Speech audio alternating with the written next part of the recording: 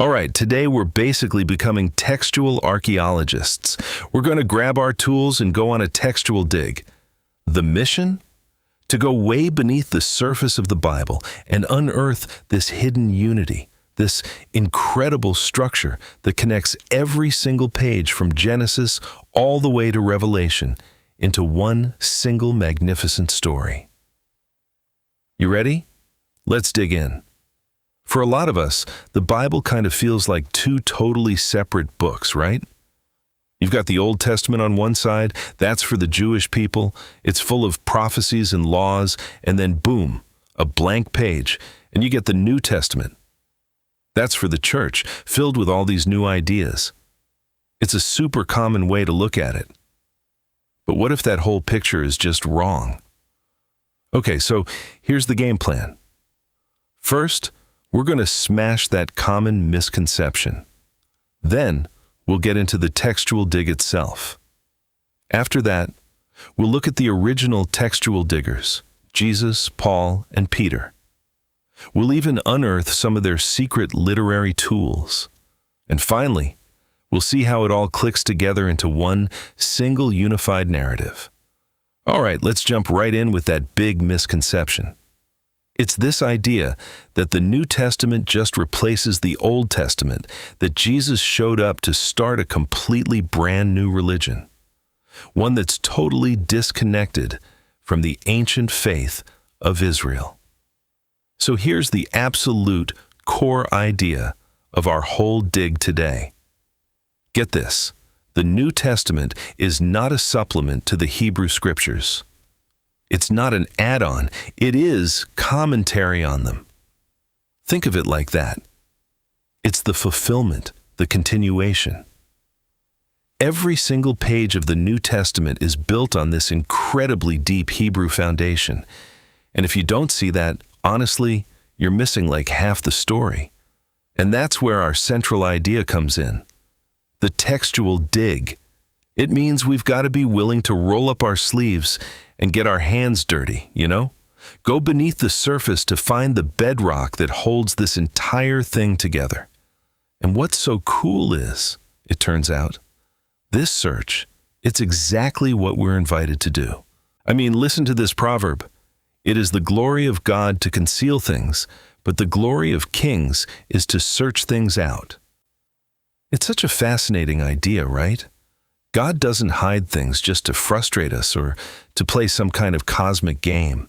No, He conceals them to invite us into a deeper search, a real pursuit. The honor, the real calling is for us to search out what God has so purposefully layered into His Word. The act of searching itself becomes this incredible thing.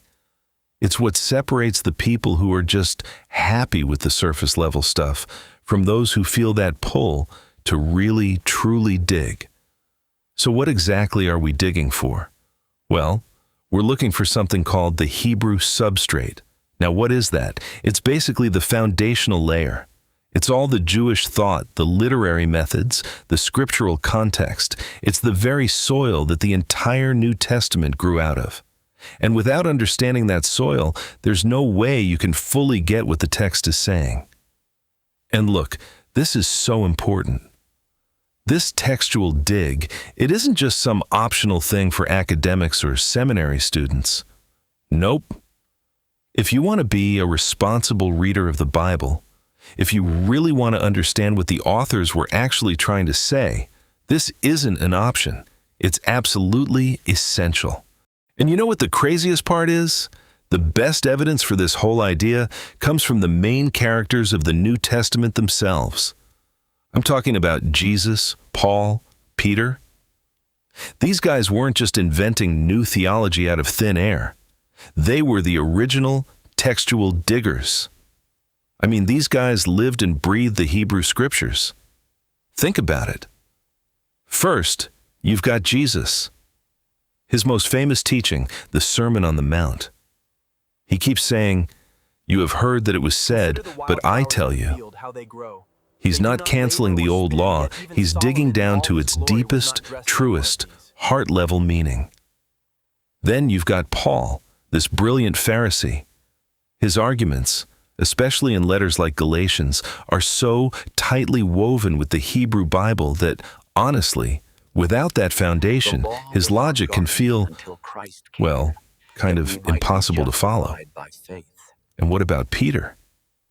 His powerful sermons in the book of Acts, they're not just his own cool ideas, they're practically a tapestry of direct quotes from the prophets and the Psalms. See, their entire message was about fulfillment. They were showing everyone how Jesus was the one that Hebrew scriptures had been pointing to all along. Okay, so the big question is, how did they do this? Well, they used these really sophisticated literary tools and structures, things that we as modern readers totally miss because we just aren't trained to see them. But unearthing these hidden structures?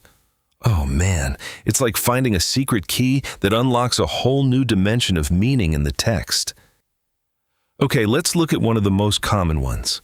It's called a chiasm. It's basically a literary mirror. You present ideas in one order, say A, B, C, and then you repeat them in reverse order, C, B, A. Now, why would they do that? The whole point is to force your attention right onto that central idea, the C in the middle. It's literally the bullseye of the entire passage. So let's take a famous example, the parable of the lost sheep. The structure here is not random. It's a perfect chiasm. It starts with a warning, don't despise the little ones, then the search for the sheep. And right there at the absolute center, the C, is the joy of the shepherd when he finds it. That structure forces us to see that the main point isn't just about being lost or found. It's about the joy of restoration. It's incredible. The architecture of the story is the theology. All right, here's another amazing tool. It's a Hebrew technique called Remez, which basically just means hint. And here's how it works. An author will drop a tiny little quote, just a short phrase, but they fully expect their readers to know the entire original passage it came from. It's brilliant. It's basically like an ancient hyperlink. You click on the one phrase in your mind, and it opens up this whole other page of context. And maybe the most powerful, most misunderstood example of this is Jesus' famous cry from the cross.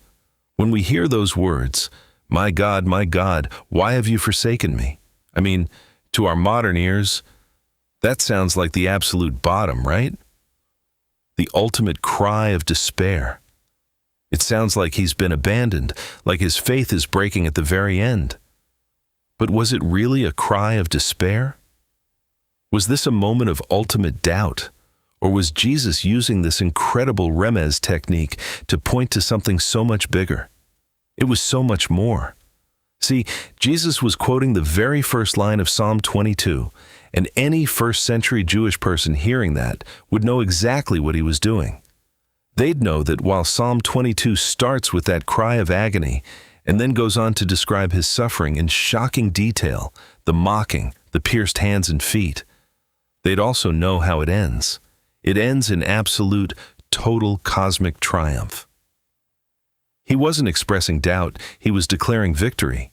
He was pointing everyone to the one scripture that laid out the whole plan right down to his very last breath. So when you start putting these pieces together, when you start seeing these hidden structures, how does it change how we read the Bible? Well, to put it simply, it changes everything. It completely reframes the narrative. It's no longer two separate books. It's one single coherent story. Think about it.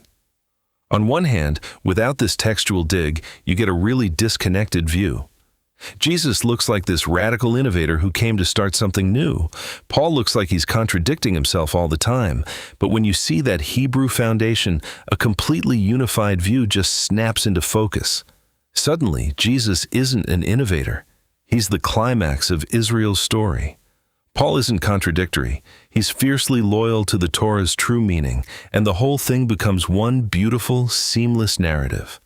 And really, that's the whole point. The Bible isn't just some random collection of old religious writings cobbled together. No, it's one single magnificent, masterfully constructed story from the very first page to the very last.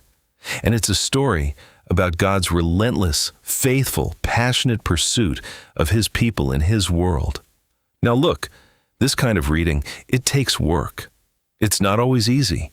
It requires some patience, some humility.